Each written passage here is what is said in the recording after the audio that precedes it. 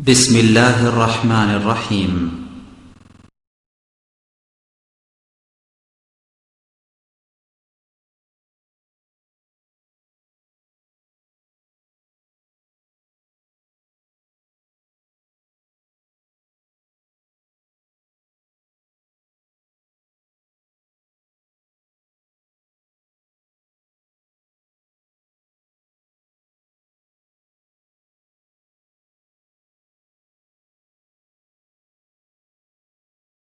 السلام عليكم ورحمة الله وبركاته.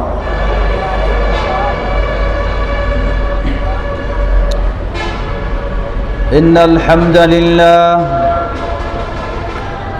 الحمد لله نحمده ونستعينه ونستغفره ونعوذ بالله من شرور أنفسنا ومن سيئات أعمالنا ومن يهده الله فلا مضل له ومن يضلله فلا هادي له وأشهد أن لا إله إلا الله وحده لا شريك له وأشهد أن محمدًا عبده ورسوله. يا أيها الذين آمنوا اتقوا الله حق تقاته ولا تموتن إلا وأنتم مسلمون. يا أيها الناس اتقوا ربكم الذي خلقكم من نفس واحدة وخلق منها زوجها وبث منهما رجالا كثيرا ونساء واتقوا الله الذي تساءلون به والأرحام إن الله كان عليكم رقيبا. يا أيها الذين آمنوا اتقوا الله وقولوا قولا سديدا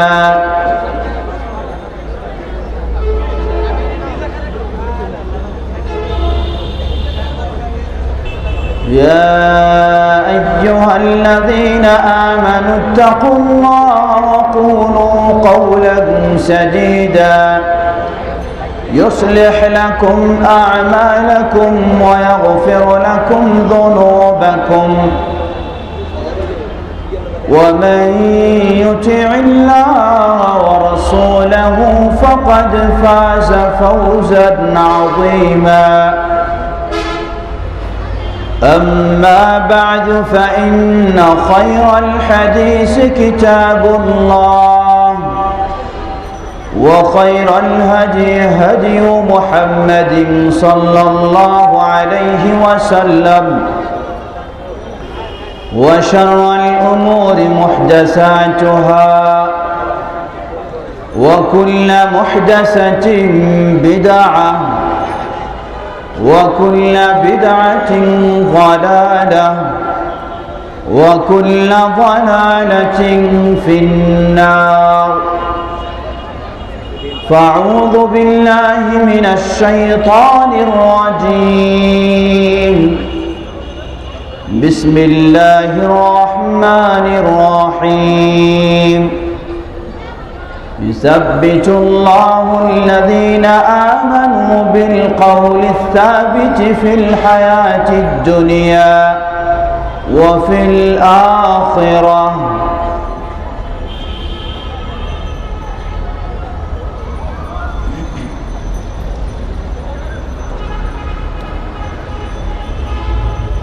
আজকের ঐতিহ্যবাহী কোরআন ও সুন্নাহর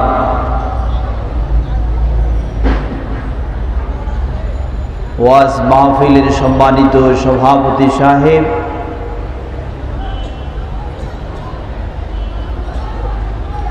বিশিষ্ট আলেম শেখ হাফেজ আব্দুল আজিজ হাফিজাহুল্লাহ, অনুষ্ঠানে উপস্থাপক স্নেহের জুবাইর আহমদ, সমবেত অতিথিবৃন্দ, আমন্ত্রিত উলামায়ে কেরাম, আমার সামনে সমবেত বয়োজ্যেষ্ঠ বয়োকনিষ্ঠ যিনি ভাই ও পর্দার আড়ালের বোনেরা, শুরুতে আবারও প্রশংসা জ্ঞাপন করছি সেই আল্লাহ সুবহানাহু ওয়া তাআলার, যিনি তার বিশেষ তৌফিকে দিন জানার উদ্দেশ্যে, বোঝার উদ্দেশ্যে, শেখার উদ্দেশ্যে এ মাহফিলের আয়োজন করার এবং আমাদের সকলকে এখানে সমবেত হওয়ার সুযোগ করে দিয়েছেন। সেই আল্লাহ সুবহানাহু ওয়া তাআলার প্রশংসা জ্ঞাপনার্থে বলি আলহামদুলিল্লাহ।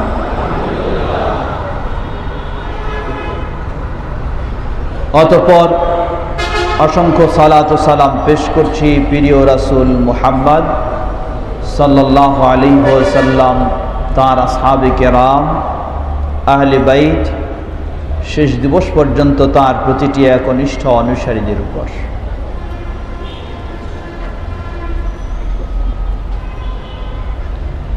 হামদ সালাতের পরেই কৃতজ্ঞতা প্রকাশ করছি তাঁদের, সরিটলা এলাকাবাসী, বিশেষ করে যুব সমাজ, যারা সকল ব্যস্ততার কথা ভুলে গিয়ে দিনের উদ্দেশ্যেই এ মাহফিলের আয়োজন করেছে।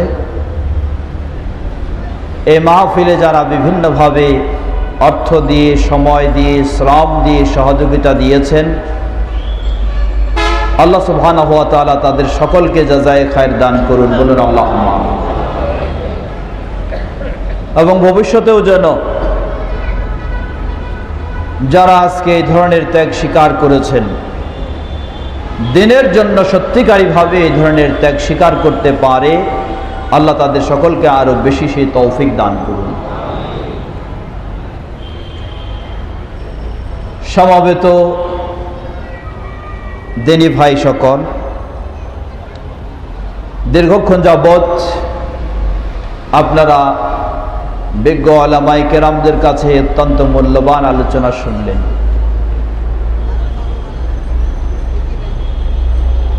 এ পর্যায়ে আমার পর্ব এসেছে।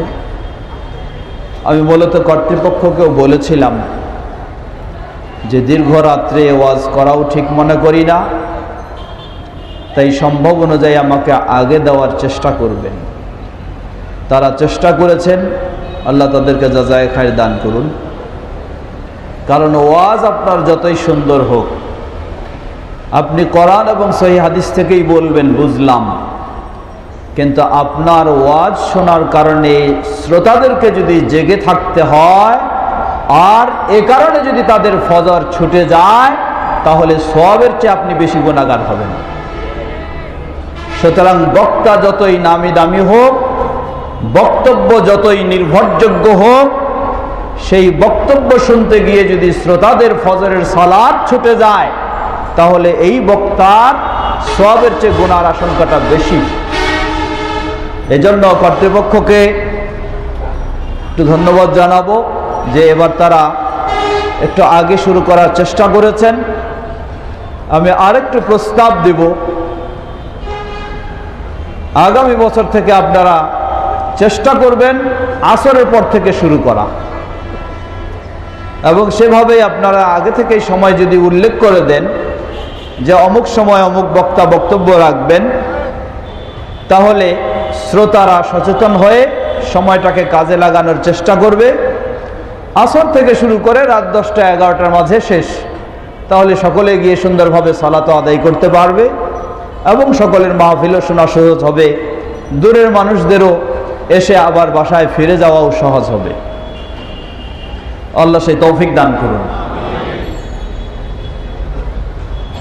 আমার আজকের আলোচ্য একটি বিষয় স্মরণ করে দেওয়া হয়েছে। বিষয়টি হচ্ছে কবরের 3টি প্রশ্ন।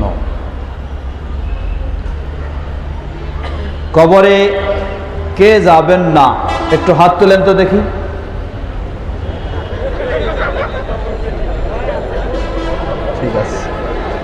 ঠিক আছে, অসুবিধা নেই।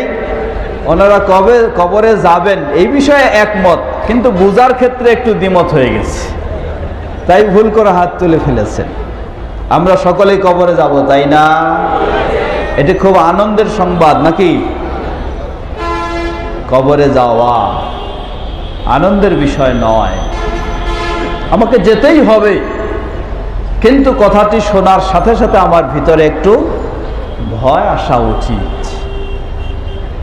যেই কবর হবে আপনার জন্য জান্নাতের একটি সংশ্লিষ্ট স্থান, অথবা হবে আমার জন্য জাহান্নামের একটি সংশ্লিষ্ট স্থান। আমাদের সকলের কবর যেন জান্নাতের সংশ্লিষ্ট স্থান হয়, আল্লাহ সেভাবে কবুল করে নেন। সম্মানিত দিনী ভাইরা, সে বিষয়কে সামনে রেখে কিছুক্ষণ কথা বলবো ইনশাআল্লাহ। যদিও একটু শারীরিকভাবে একটু ক্লান্তি বোধ করছি, কারণ গতকালকে আমাদের একটি সম্মেলন ছিল। গতকাল বলতে 26, 27 এবং 28 2 দিন মদিনাতুর রাসূল সাল্লাল্লাহু আলাইহি ওয়াসাল্লাম, সেখানে একটি বড় ধরনের কনফারেন্স ছিল। প্রায় 29টি দেশ থেকে বাছাই করা ইসলামী স্কলার যারা, তাদের দিয়েই বা তাদের নিয়েই এই কনফারেন্স অনুষ্ঠিত হলো মসজিদে নববীর পার্শ্বে মদিনাতুর রাসূল সাল্লাল্লাহু আলাইহি ওয়াসাল্লাম। বিশ্বের অন্যতম কোরআন ও সহিহ সুন্নাহর আলোকে সুপ্রতিষ্ঠিত পরিচিত ইসলামী বিশ্ববিদ্যালয় মদিনা বিশ্ববিদ্যালয়ের প্রাঙ্গণেই এই 2 দিন ব্যাপী সেই কনফারেন্স অনুষ্ঠিত হলো। সেই 28টি দেশ, 29টি দেশের মাঝে যারা গিয়েছিলেন, আল্লাহ সুবহানাহু ওয়া তাআলার বিশেষ তৌফিকে আমারও যাওয়া সম্ভব হয়েছিল তাদের আমন্ত্রণে। সেখানে সে কনফারেন্স ছিল আমাদের একটি গুরুত্বপূর্ণ বিষয়। বিষয়টি হচ্ছে আজকে মুসলিম বিশ্ব সবচেয়ে যে সমস্যাটি বেশি মুসলিম বিশ্বের জন্য, সেই সমস্যাটি হচ্ছে ব্যক্তি বিষয়ে বলেন, সামাজিকভাবে বলেন, দেশে বলেন, আন্তর্জাতিক বলেন, মুসলিম বিশ্বে অনৈক্য। এটাই হচ্ছে সবচেয়ে বড় সমস্যা আজকে, অনৈক্য। এক মুসলিম আরেক মুসলিমকে মেনে নিতে পারে না, এক মহল্লা আরেক মহল্লাকে মেনে নিতে পারে না, এক গ্রাম আরেক গ্রামকে, বা এক জেলা আরেক জেলাকে, বা এক মসজিদ আরেক মসজিদকে মেনে নিতে পারে না। এমনকি মুসলিম এক দেশ আরেক দেশকেও মেনে নিতে পারে না। এটাই হচ্ছে বর্তমান আন্তর্জাতিক ইসলামী বিশ্বে মুসলিমদের দুর্বল হওয়ার একটি বড় দিক। কারণ কোন মুসলিম দেশকে যখন আক্রমণ করার প্রয়োজন দেখা দেয়, ইহুদি খ্রিস্টানের মাঝে দা কুমড়া সম্পর্ক থাকলেও মুসলিম দেশকে আক্রমণ করার জন্য তারা এক প্ল্যাটফর্মে অবস্থিত। কি বলেন, ঠিক কিনা? হিন্দু বৌদ্ধ যা বলেন সকলেই তারা এক, মুসলিম দেশগুলিকে আক্রমণ চালানোর জন্য। কিন্তু আফসোসের সাথে বলতে হয়, ইসলাম ওই সবচেয়ে ঐক্যের গুরুত্ব দিয়েছে, আর মুসলিম সমাজে আজকে ঐক্যের ক্ষেত্রে সবচেয়ে বিক্ষিপ্ত ও দূরে সরিয়ে রয়েছে। তো সেই কনফারেন্স ছিল আমাদের তাহকিকুল ইজতিমা ওয়া তারকুত তাহাজ্জুবি ওয়াল ইফতিরাক ওয়াজিবুন শারঈ ওয়া মাতলাবুন ওয়াতানি। মুসলিম ঐক্য বাস্তবায়ন করাটি একটি অপরিহার্য দিক এবং মুসলিমদের মাঝে বিভিন্ন দলাদলি ও ভাগাভাগি বর্জন করাটা শরীয়তের একটি বড় ওয়াজিব। এই শিরোনামে কনফারেন্স হয়েছে আলহামদুলিল্লাহ 2 দিন ব্যাপী। সেই কনফারেন্স শেষ করেই এই রাতে 4:30টার ফ্লাইটে এসে এখানে আমি আজকে ঢাকায় নামলাম বিকাল 3টায়। এয়ারপোর্ট থেকে বের হলাম 4টায়। আমার সেই দাম্মাম থেকে, মদিনা থেকে দাম্মাম থেকে ঢাকা আসতে সময় লেগেছে 5 ঘন্টা। আর এয়ারপোর্ট থেকে এই বংশালে আমার আসতে সময় লাগছে 3.5 ঘন্টা। সেই দাম্মাম সৌদি আরব থেকে এয়ারপোর্টে আসতে আমার 5 ঘন্টা সময় লাগে, আর এয়ারপোর্ট থেকে আমার বংশালে আসতে লাগলো 3.5 ঘন্টা। তো সেই ক্লান্তির পরে এই ক্লান্তিতে আরো একটু বেশি ক্লান্ত হওয়াটাই স্বাভাবিক। তো এই জন্য স্বল্প সময়ে আমার বিষয়কে সামনে রেখে কিছু কথা বলে আমি শেষ করব ইনশাআল্লাহ।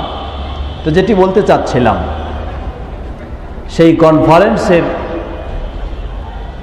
সিদ্ধান্ত ও শিক্ষার আলোকে আমিও উপস্থিত সকলকে এ আহ্বানে জানাচ্ছি, মুসলিমদের মাঝে যেন আমরা পারস্পরিক আন্তরিকতা ও ঐক্য সৃষ্টি করতে পারি। আল্লাহ আমাদের সকলকে সে তৌফিক দান করুন।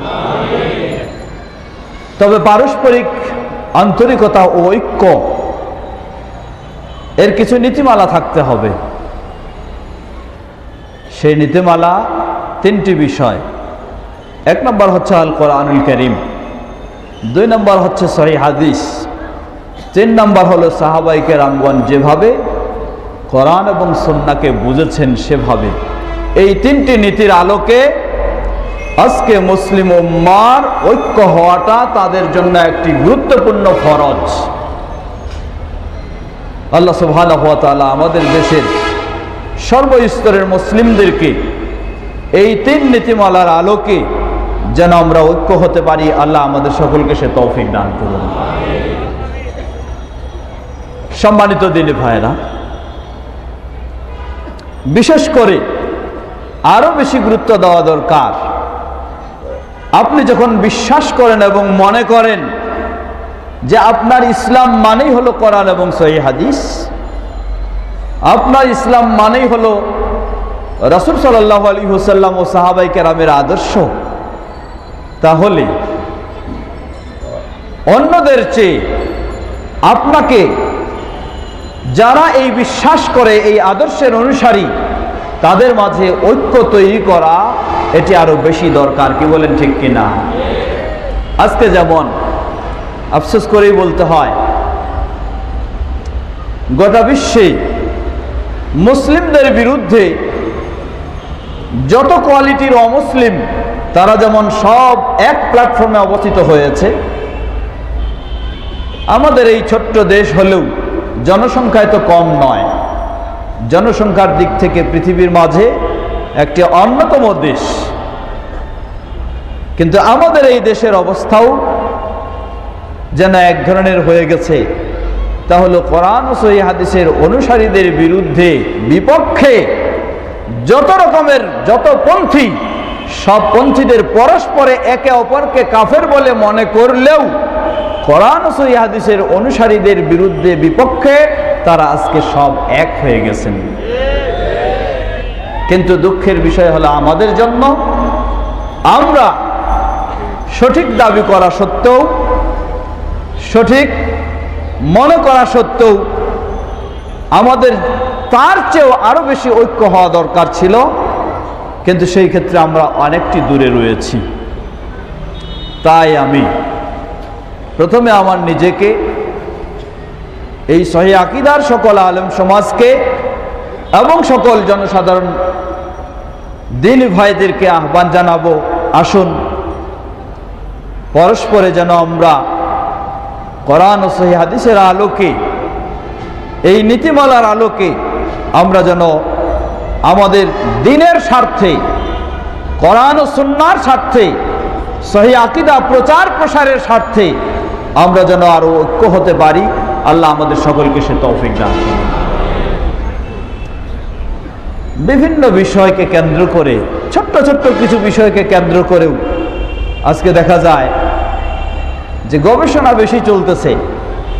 বিশেষ করে যুব সমাজ এর মাঝে এমন কিছু রয়েছেন যারা আসলে কোরআন হাদিসের তেমন দক্ষতা যোগ্যতা নেই, কিন্তু ছোট্ট কিছু খুঁটিনাটি মাসআলাকে কেন্দ্র করে এতই গভীরে গিয়ে মানুষের মাঝে বিভক্তি সৃষ্টি করার চেষ্টা করছে, এটি কখনো ভালো দিক নয়।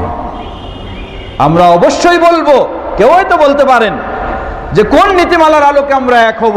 বলেছি আগেই যে আমাদের নীতিমালা হলো কোরআন এবং সহিহ সুন্নাহ ও রাসূল সাল্লাল্লাহু আলাইহি সাল্লাম ও সাহাবায়ে কেরামদের আদর্শ, এটাই আমাদের নীতিমালা। এই নীতিমালার আলোকে আমাদেরকে এক হতে হবে। একজন আরেকজনের একটা মাসআলার ক্ষেত্রে ভুল বুঝাবুঝি থাকলে এ কারণে আপনি দূরত্ব সৃষ্টি করবেন, এমনটি কখনো সাহাবীদের আদর্শ ছিল না। কখনো এমনটি সাহাবীদের আদর্শ ছিল না। রাসূল সাল্লাল্লাহু আলাইহি ওয়াসাল্লামের খোলাফায়ে রাশিদিন,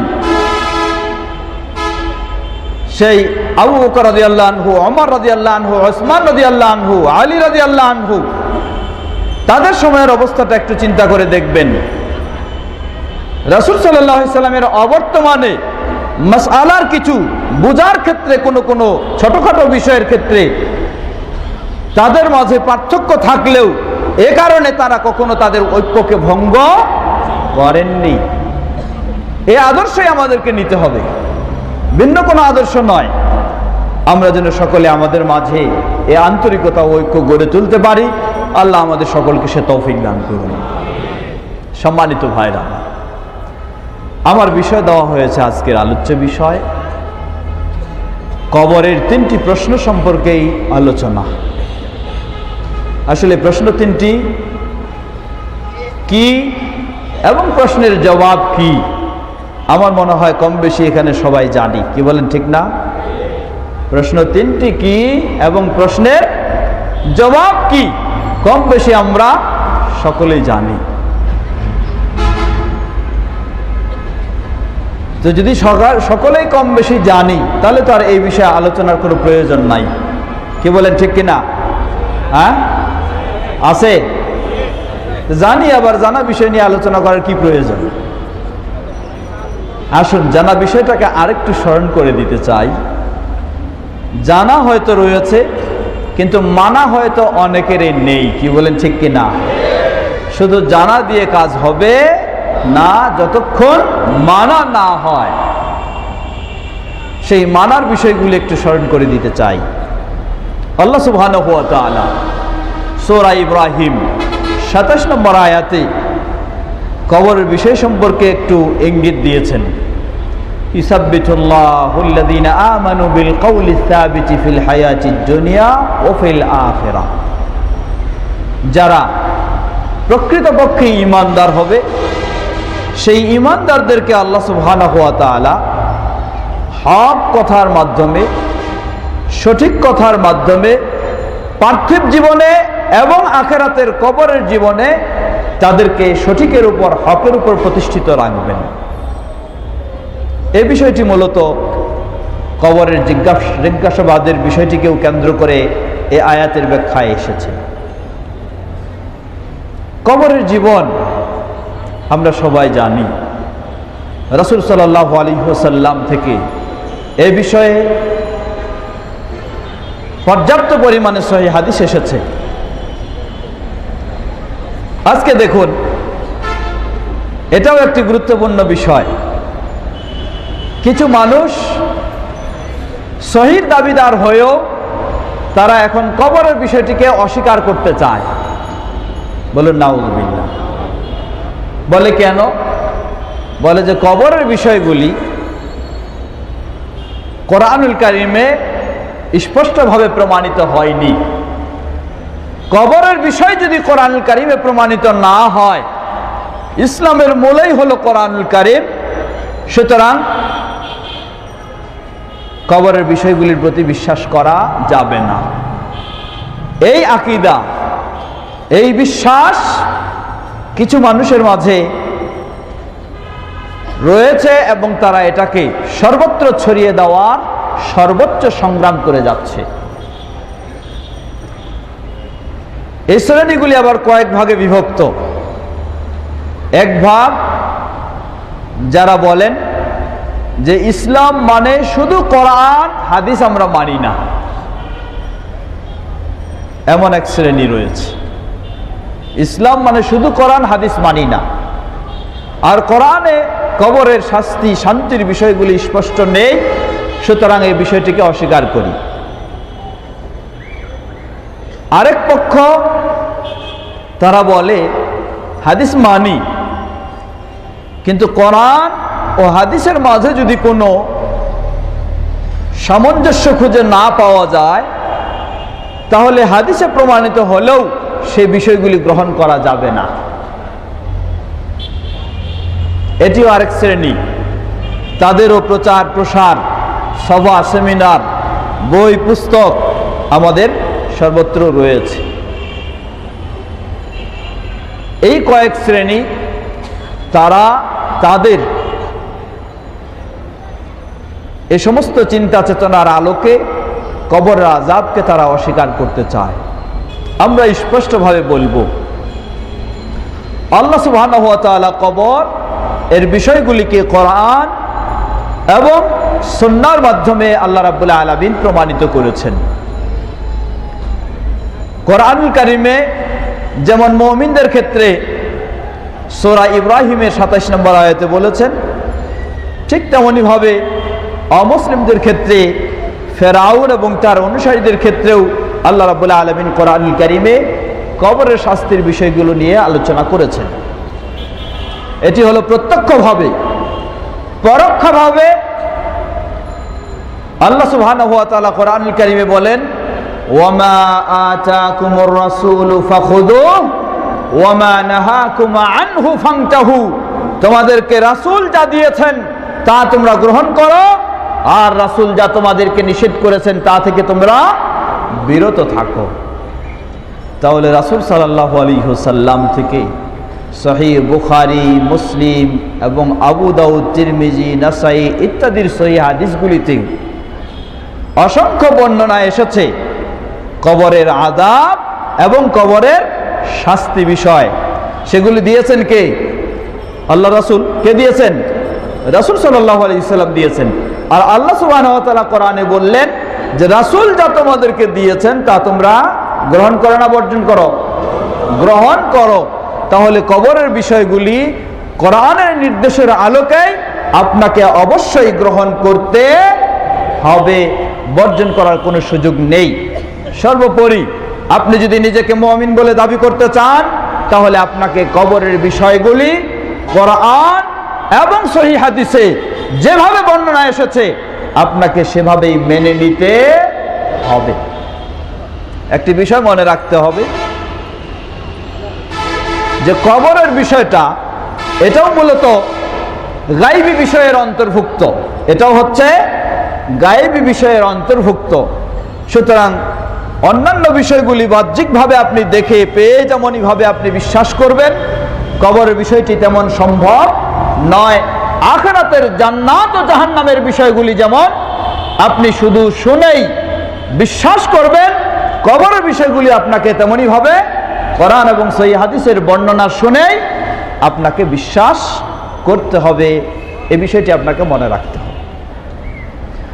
আল্লাহ রাসূল সাল্লাল্লাহু আলাইহি ওয়াসাল্লাম কবরের বর্ণনা দিতে গিয়ে বিভিন্নভাবে বর্ণনা দিয়েছেন। কোন একজন মানুষকে যখন মারা যাওয়ার পরেই তাকে তার কবরে দাফন করা হবে। বিস্তারিত বর্ণনা যাচ্ছি না, আমার মূল বিষয় হলো 3টি প্রশ্ন, সেইগুলি কথা বলবো। রাখার পরেই আল্লাহর পক্ষ থেকে দায়িত্বশীল ফেরেশতা এসে যান, এসে এই 3টি প্রশ্ন করেন। যদি সে প্রশ্নের জবাব সঠিকভাবে দিতে পারে, ফায়ুনাজি মুনাজিম মিনাস সামা, এই 3টি প্রশ্নের সঠিক জবাব দিতে পারলেই ঊর্ধ্ব জগৎ থেকে ঘোষণা এসে যায়, সাদাকা আবদি ফাআফরিশু লাহু মিনাল জান্নাহ ওয়া আলবিসুহু মিনাল জান্নাহ ওয়াফতাহু লাহু বাবান ফিল জান্নাহ ইলাল জান্নাহ।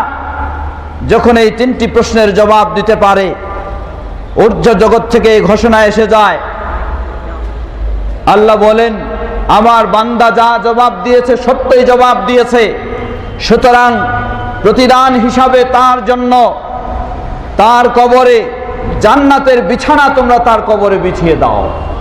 সুবহানাল্লাহ। ওয়া আলবিসুহু মিনাল জান্নাহ, এবং তাকে জান্নাতের পোশাক তার গায়ে পরিয়ে দাও। ওয়াফতাহু লাহু বাবান ইলাল জান্নাহ, এবং তার কবরটা জান্নাতের সাথে একটি দরজা সংযুক্ত করে দাও। বলুন সুবহানাল্লাহ। এরপরে আবার নির্দেশ দেওয়া হবে তার কবরটিকে সুপ্রশস্ত করে দাও, তার দৃষ্টি যতদূর যায় ততদূর পর্যন্ত তার কবরটাকে সুপ্রশস্ত করে দাও। বলুন সুবহানাল্লাহ। আর এই 3টি প্রশ্নের জবাব যদি সঠিকভাবে দিতে না পারে, সেই ঊর্ধ্ব জগৎ থেকে ঘোষণা আসবে, কাযাবা আবদি, না, সে মিথ্যা বলেছে, সে মিথ্যা বলেছে, তার জবাব সঠিক দেয়নি। সুতরাং ফাফরিশু লাহু মিনান নার ওয়ালবিসুহু মিনান নার ওয়াফতাহু লাহু বাবান ইলান নার, তার কবরে জাহান্নামের বিছানা বিছিয়ে দাও, তার শরীরে জাহান্নামের কাপড় তাকে পরায় দাও, এবং তার কবরটাকে জাহান্নামের সাথে দরজা দিয়ে সংযুক্ত করে দাও,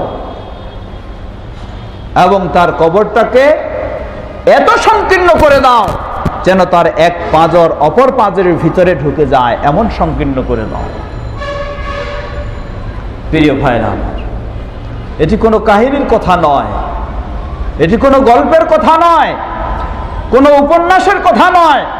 এ কথা হলো পৃথিবীর বুকে মানব জাতির মাঝে সর্বশ্রেষ্ঠ সত্যবাদী যিনি, যার কথাগুলি হচ্ছে স্বয়ং আল্লাহ সুবহানাহু ওয়া তাআলার পক্ষ থেকে সেই নবী মুহাম্মদ সাল্লাল্লাহু আলাইহি ওয়াসাল্লামের কথা। আপনি যদি সত্যিই মুসলিম হন, তাহলে আপনাকে এই বিষয়টি বিশ্বাস করে আপনার কবরটাকে কিভাবে সেখানে জান্নাতের বিছানা হবে, কিভাবে আপনার পোশাক জান্নাতের হবে, কিভাবে আপনার কবর জান্নাতের সাথে সংযুক্ত করে দেওয়া হবে, সেই চিন্তা, সেই চেষ্টা, সেই প্রস্তুতি আপনার গোটা জীবনের প্রতিটি মুহূর্তে নেওয়ার চেষ্টা করতে হবে আপনাকে।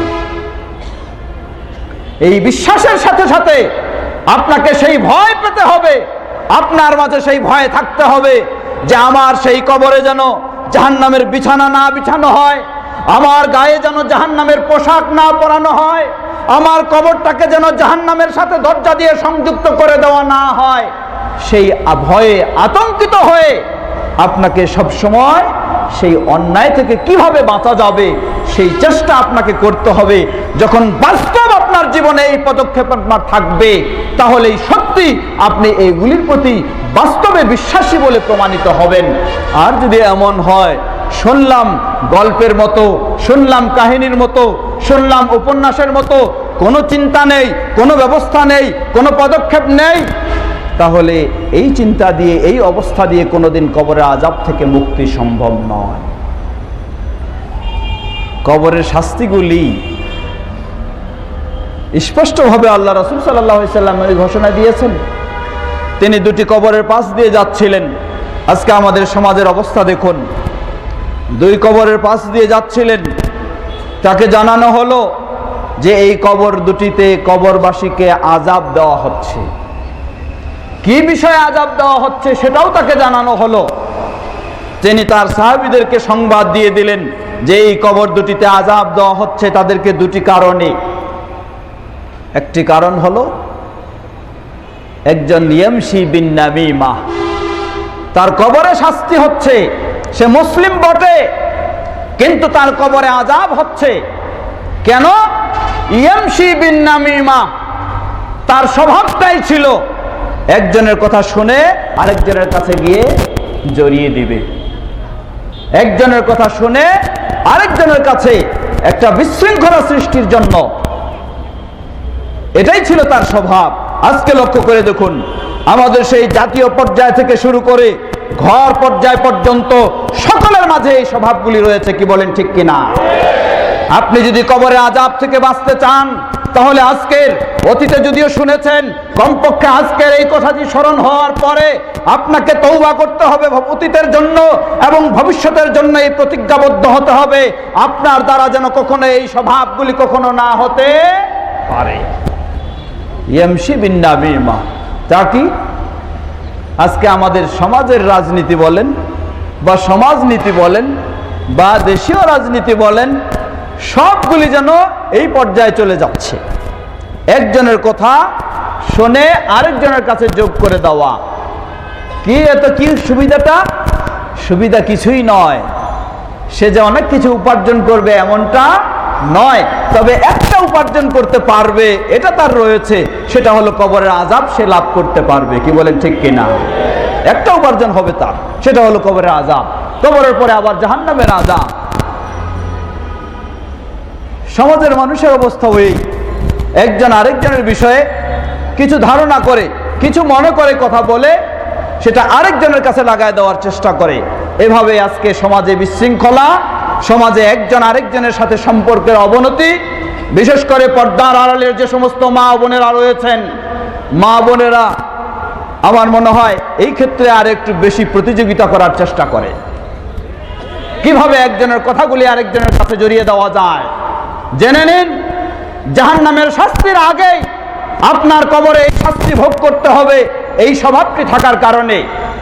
অতএব প্রতিটি মুসলিমের যদি সত্যি আপনি কবরের আযাব থেকে বাঁচতে চান, আপনার জন্য ফরজ এই স্বভাবগুলিকে বর্জন করা। প্রসঙ্গক্রমে বলছি, সেই দ্বিতীয় ব্যক্তির শাস্তির কথাও আল্লাহ রাসূল সাল্লাল্লাহু আলাইহি ওয়াসাল্লাম বললেন। দ্বিতীয় ব্যক্তির অপরাধটা কি ছিল? লাম ইস্তাতির আনিল বাউল, সে পেশাব করার সময় পেশাব থেকে ভালোভাবে পরিচ্ছন্ন পবিত্র হতো না। এখন পেশাব থেকে ভালোভাবে পরিচ্ছন্ন পবিত্র হইতো না, এই ক্ষেত্রে আবার পবিত্রতা হওয়ার ক্ষেত্রে আবার সীমা লঙ্ঘন শুরু হয়ে গেছে। এক শ্রেণীর ভাইয়েরা আমাদের, তাদের বিশ্বাস হলো পেশাব থেকে পবিত্রতা অর্জন করার জন্য প্রয়োজনে কাপড়ের ভিতরে হাত ঢুকায় দিয়ে মানুষের সামনে 40 কদম দৌড়াইতে হবে যেন পবিত্রতা অর্জন করা যায়। এটি আবার নোংরা চিন্তা, অশ্লীল চিন্তা। ইসলাম এমনই বেহায়া শিক্ষা বা কাজ কখনো নির্দেশ করতে পারে না। আপনাকে অবশ্যই পেশাব থেকে পূর্ণভাবে পবিত্রতা অর্জন করার চেষ্টা করতে হবে। যদি কেউ অসুস্থ হয়ে থাকে তাহলে প্রয়োজনে আপনি সেই পেশাবখানায় বা টয়লেটে আরেকটু কিছু বেশি সময় ব্যয় করবেন। একান্ত যদি আপনার টিস্যু ব্যবহার ছাড়া নাই হয়ে থাকে, সেটা করতে হলেও রোগী হিসাবে, অসুস্থ ব্যক্তি হিসাবে যদি করতে হয়, সেটাও আপনাকে করতে হবে মানুষের আড়ালে, মানুষের চোখের সামনে নয়। প্রিয় ভাইরা আমার, মূলত আল্লাহ রাসূল সাল্লাল্লাহু আলাইহি ওয়াসাল্লাম ও সাহাবায়ে কেরামদের থেকে পেশাব থেকে পবিত্রতা অর্জনের জন্য পানি এবং ঢিলা কুলুপ দুটোই হতে হবে এমন কোনো আমল বা নির্দেশনা পাওয়া যায় না। মূল হচ্ছে পানি, পানি দিয়ে যথেষ্ট হয়ে গেলে আলহামদুলিল্লাহ, পানির বর্তমানে আপনি ঢিলা কুলুপ ব্যবহার করেও পবিত্রতা অর্জন করতে পারবেন। ইসলামে এমনও ব্যবস্থা রয়েছে, কিন্তু দুটি করতে হবে আপনাকে, ইসলাম এমন নির্দেশ দেয়নি। সে মাসআলার দিকে যাচ্ছি না। আসুন, কবরে আযাব হয়ে থাকে এমনই অসংখ্য দিক রয়েছে, অসংখ্য অন্যায় বা অসংখ্য বিষয় রয়েছে যার কারণে আযাব, সেদিকে যাচ্ছি না। আমার বিষয় হলো কবরের প্রশ্ন। কয়টি প্রশ্ন বলেছিলাম আমরা? সহজ, সবাই জানি। আল্লাহ সুবহানাহু ওয়া তাআলা দেখুন বান্দার প্রতি তিনি কত দয়াশীল।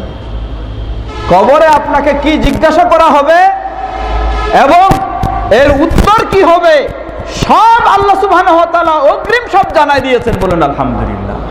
আল্লাহ বান্দার প্রতি কত দয়াশীল, কত অনুগ্রহ করেছেন বান্দাকে, যেন বান্দা সেই প্রশ্নগুলো জানতে পারে এবং প্রশ্নের জবাব সঠিকভাবে দিতে পারে। সেই প্রস্তুতি যেন তার দুনিয়ার জীবনে হয়ে যায়, এজন্য আল্লাহ সুবহানাহু ওয়া তাআলা বান্দার প্রতি দয়াশীল হয়ে এই সুযোগ করে দিয়েছেন। আবার বলি আলহামদুলিল্লাহ। সুতরাং আপনাকে মনে রাখতে হবে কিভাবে আপনি সেই প্রশ্নের জবাবগুলি দিতে পারবেন, সেই প্রস্তুতি যোগ্যতা আপনাকে আপনার জীবনে অর্জন করতে হবে। প্রথম প্রশ্ন, ওমান রাব্বুকা, মান রাব্বুকা, তোমার রব কে?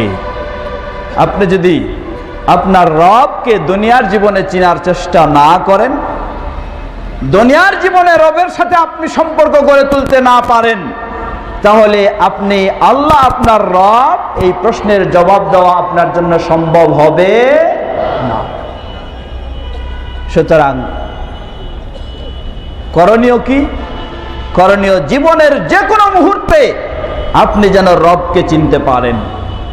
তা কিভাবে? আপনি ব্যবসায় রয়েছেন, সেখানে আপনাকে রবের কথা মনে রাখতে হবে। আপনার রব কোন পদ্ধতিতে ব্যবসা করার অনুমতি দিয়েছেন আর কোন পদ্ধতিতে আপনার ব্যবসা নিষিদ্ধ করেছেন, আপনাকে এই বিষয়টি মনে রাখতে হবে। আপনি রব্বি আল্লাহ, আমার রব আল্লাহ, এই উত্তর যদি আপনি হাজারো বার প্রতিদিন জপে জপে আপনি মুখস্থ করে থাকেন, কিন্তু বাস্তবে আপনি আল্লাহকে মেনে না চলেন, তাহলে জেনে নিন কবরে আপনার রব্বি আল্লাহ এই জবাব দেওয়া সম্ভব হবে না। উত্তর মুখস্থ করলে যথেষ্ট নয়, উত্তর প্রস্তুত অটোমেটিক ভাবে আপনার মাঝে উত্তর বের হয়ে আসবে যদি সেই অনুযায়ী আপনার জীবনটাকে গড়াতে পারেন। এখন আপনার রবকে এই প্রশ্নের জবাব দেওয়ার জন্য আপনার জীবনের সকল ক্ষেত্রে রব এর নির্দেশ অনুযায়ী চলতে হবে। তার চেয়ে আরো বেশি আপনাকে গুরুত্ব দিতে হবে এমন একটি বিষয়, সেই বিষয়টির নামই হলো তাওহীদ। বিষয়টির নাম কি? যারা বলেন নাম কি? তাওহীদ। আপনি সর্বত্র এই রবের কথা মনে করছেন, কিন্তু আবার চলতে ফিরতে কথায় কাজে রবের সাথে আপনি শরীক করে বসছেন, তাহলে এই রব আপনাকে কোনোদিন তার পথে চলার সুযোগ দিবেন না। আপনার কোন আমলকে আল্লাহ সুবহানাহু ওয়া তাআলা গ্রহণ করবেন না। আল্লাহ রাব্বুল আলামিন স্পষ্ট ঘোষণা দিয়েছেন, সহিহ মুসলিমের হাদিস, হাদিসে কুদসি, মান আমিলা আমালান আশরাকা ফীহি মাই গায়রি তারাকতুহু ওয়া শিরকা। যে ব্যক্তি এমন কোন আমল করবে, সেই আমলে আমার সাথে অন্য কাউকে শরীক করে ফেলবে, তাহলে আমি তাকে এবং তার শিরকপূর্ণ কর্মকে, ইবাদতকে বর্জন করে থাকি।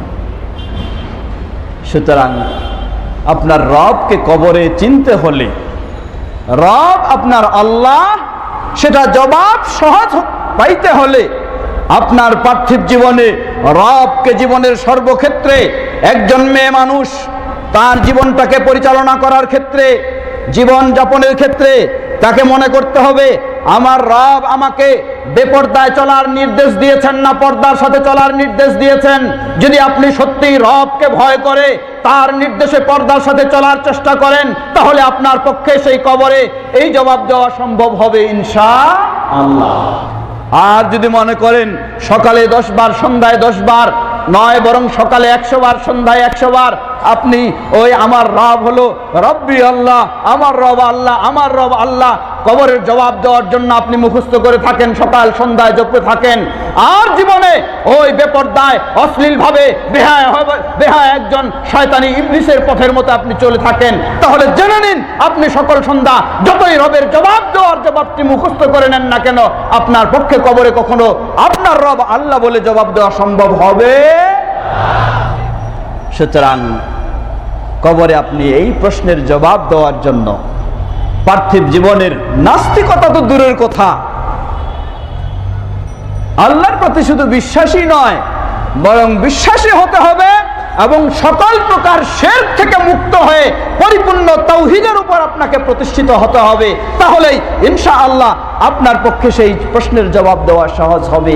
আল্লাহ আমাদের সকলকে সে তৌফিক দান করুন, বলুন আল্লাহ। অতএব প্রথম প্রশ্নের জবাব দেওয়ার জন্য আপনাকে কমপক্ষে 3টি বিষয় খেয়াল রাখতে হবে। প্রথম বিষয় হলো আপনার জীবনের শুরু থেকে শেষ পর্যন্ত কার নিয়ম অনুযায়ী জীবন চালাবেন? যারা বলেন কার নিয়ম অনুযায়ী? সেই রব আল্লাহর নিয়ম অনুযায়ী, এটি মনে রাখতে হবে। দ্বিতীয়, শুধু আল্লাহর নিয়ম অনুযায়ী হলেই হবে না। আমাদের সমাজে বহু দল, বহু গোষ্ঠী, বহু ব্যক্তি দাবি করে যে আল্লাহর নিয়ম অনুযায়ী, আল্লাহর তরিকা অনুযায়ী চলি, আবার তারা তাদের জীবনে কথায় কাজে শিরকে যেন ভরে রয়েছে। কি বলেন, ঠিক কিনা? শুধু আল্লাহর নিয়মে চলি বললেই চলবে না, আপনাকে অবশ্যই সকল প্রকার শিরক মুক্ত হতে হবে। তৃতীয় বিষয়, শিরক মুক্ত আপনি তখনই হতে পারবেন যখন এই আল্লাহ সুবহানাহু ওয়া তাআলার তাওহীদ বা তার একত্ববাদের বিষয়টি সম্পর্কে আপনি সচেতন হবেন, সুপ্রতিষ্ঠিত হওয়ার চেষ্টা করবেন।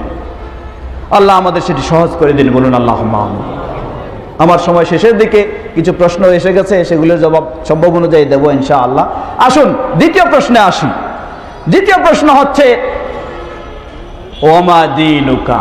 দ্বিতীয় প্রশ্ন কি? ওমা দীনুকা, তোমার দিন কি? দিন বলতে কি বোঝায়? দিন বলতে অনেক অর্থ হতে পারে, তবে এখানে আল্লাহ সুবহানাহু ওয়া তাআলা কোরআন কারীমে যেমন বলেছেন, ইন্নাদ দীনা ইনদাল্লাহিল ইসলাম। দিন দ্বারা উদ্দেশ্য এখানে ইসলামকে গ্রহণ করে, সেই ইসলামে বিধিবিধানে আত্মসমর্পণ করে সেই আলোকে নিজের গোটা জীবনটাকে গড়ে নিতে হবে, এটার নামই হলো দিন। অতএব জেনে নিন, আপনি যতই সহি আকীদার দাবিদার হন, আর সেই আহলে হাদিস বলেও আপনি যদি দাবি করে থাকেন,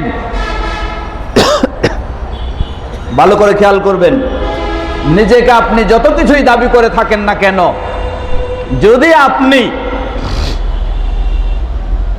আল্লাহর জীবন ব্যবস্থাকে বাদ দিয়ে মানব রচিত জীবন ব্যবস্থাকে আপনি মেনে নিয়ে থাকেন এবং সেটাতে বিশ্বাসী হয়ে থাকেন, আল্লাহর জীবন ব্যবস্থাকে বাদ দিয়ে মানব রচিত, মানুষের তৈরি করা, চাই এদেশের হোক বা ভিন্ন দেশ থেকে আসা হোক, সেই মানব রচিত জীবন ব্যবস্থার আলোকে যদি আপনার জীবনকে পরিচালনা করেন, সেটার প্রতি যদি আপনি বিশ্বাসী হয়ে থাকেন, প্রতিদিন সকাল সন্ধ্যা 1000 পরেও 1012 যদি আমার দিন হলো ইসলাম, আমার দিন ইসলাম এই বলে আপনি তসবিহ জপে থাকেন, জেনে নিন আপনার পক্ষে আপনার দিন ইসলাম বলে কিয়ামতে কখনো কবরে কখনো জবাব দেওয়া সম্ভব হবে। আপনি বাস্তব জীবনে ইসলাম মানবেন না, মানব রচিত ব্যবস্থাগুলি আপনি গ্রহণ করে সেই আলোকে আপনার জীবন পরিচালনা করবেন, আর আপনি দাবি করেন যে আপনার দিন হলো ইসলাম। আপনি মনে করেন মসজিদে গেলে আপনার দিন হলো ইসলাম, আর স্কুলে গেলে আপনার দিন আর সেখানে ইসলাম নাই, এখানে যদুমধু যেই দিন তৈরি করে দিয়েছে সেটাই হলো আপনার ইসলাম, সেটাই হলো আপনার দিন। তাহলে জেনে নিন কবরে ওই প্রশ্নের জবাব দেওয়া আপনার পক্ষে সম্ভব নয়। সুতরাং প্রিয় ভাইরা, শুধু জন্মগত মুসলিম হিসাবে দাবি করলে নয়, জন্মগত সহি আকীদার দাবি করলে নয়, আপনাকে বাস্তবে আপনার জীবনে আল্লাহর দেওয়া যে দিন, সেই দিনের আলোকে আপনার গোটা জীবনকে পরিচালনা যদি না করতে পারেন, তাহলে কখনোই আপনার পক্ষে কবরে আপনার দিন ইসলাম এই জবাব দেওয়া সম্ভব হবে না। সহজ কথা। এখন মানব রচিত দিন বলতে কি বুঝাই? আমাদের দেশে মানব রচিত দিন বলতে কয়েক ধরনের রয়েছে। কতগুলি রয়েছে যেগুলি সরাসরি স্পষ্ট, যার ইসলামের সাথে কোনো সম্পর্ক নাই, এটা সরাসরি স্পষ্ট, সবাই জানে। আবার কতগুলি রয়েছে যেগুলি ইসলামের নাম দিয়ে আমাদের সমাজে চলছে, যেগুলি ইসলামের নাম দিয়ে আমাদের সমাজে চলছে। একজন পীর সাহেবের মুরিদ, তিনিও দিন মানেন। একজন পীর সাহেবের মুরিদ, তিনিও দিন মানেন। তার দিন কি? ওই সেই মানব রচিত জীবন ব্যবস্থার যে দিন, সেই দিন আর পীর সাহেবদের তৈরি করে দেওয়া কোরআন সুন্নাহর পরিপন্থী দিন, দুটোর মাঝে সামান্যতম পার্থক্য নেই, একই অবস্থা সব। আমি ধরে নেন একজন মানুষ, সে ব্যক্তি ইসলামের অনুসারী নয় বলে দাবি করেন, আরেকজন ব্যক্তি ইসলামের অনুসারী বলে দাবি করেন। সামনে রয়েছে কোরআন এবং সহিহ হাদিস।